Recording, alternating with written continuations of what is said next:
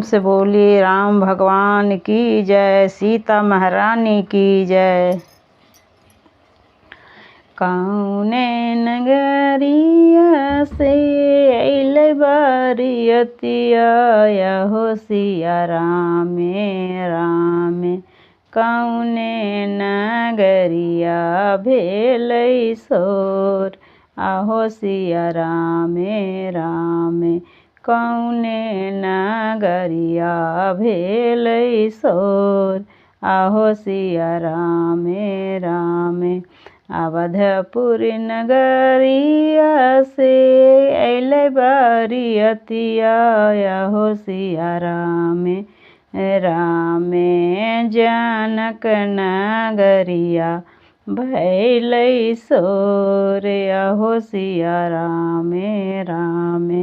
जनक नगरिया भैलै सोर आहो सिया रामे रामे। जब श्री रामचंद्र बघिया बीच अइलन अहो सिया रामे रामे। जब श्री रामचंद्र बघिया बीच अइलन अहो सिया रामे रामे। साली सरहज रचै धामार आहो सिया रामे रामे। साली सरहज रचले धामार आहो सिया रामे रामे।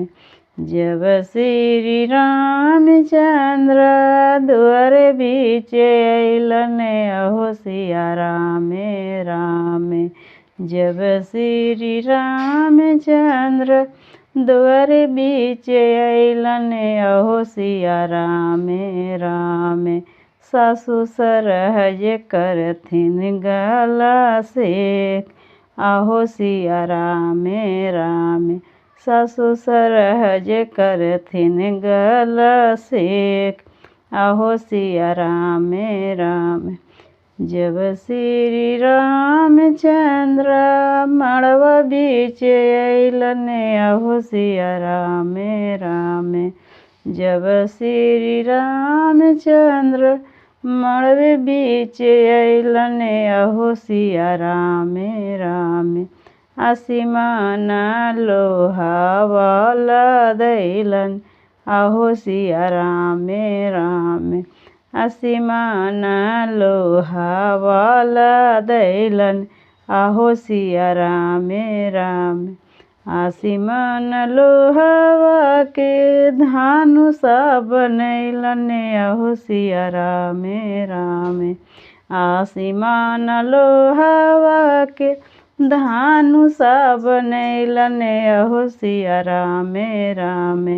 मड़वा में देलन ओठंगाय आहो सिया रामे रामे। मड़वा में देलन ओठंगाय अहो सिया रामे रामे। जब श्री रामचंद्र धनुषा तोड़ी बैठलन अहो सिया रामे रामे। जब श्री रामचंद्र धनुषा तोड़ी बैठलन अहो सिया रामे रामे। अब सीता भइलन हमार आहो सिया रामे रामे। अब सीता भइलन हमार आहो सिया रामे रामे। जब श्री रामचंद्र कोहबर बीच अइलन अहो सिया रामे रामे। जब श्री रामचंद्र कोहबर बीच अइलन अहो सिया रामे रामे। साली सरहज करथिन धामार आहो सिया रामे रामे। साली सरहज करथिन धामार आहो सिया रामे रामे। प्रेम से बोलिए राम भगवान की जय। श्री सीता जानकी माता की जय, सीता महारानी की जय। मेरा वीडियो अच्छा लगा तो चैनल को ज़रूर से ज़रूर सब्सक्राइब कीजिए।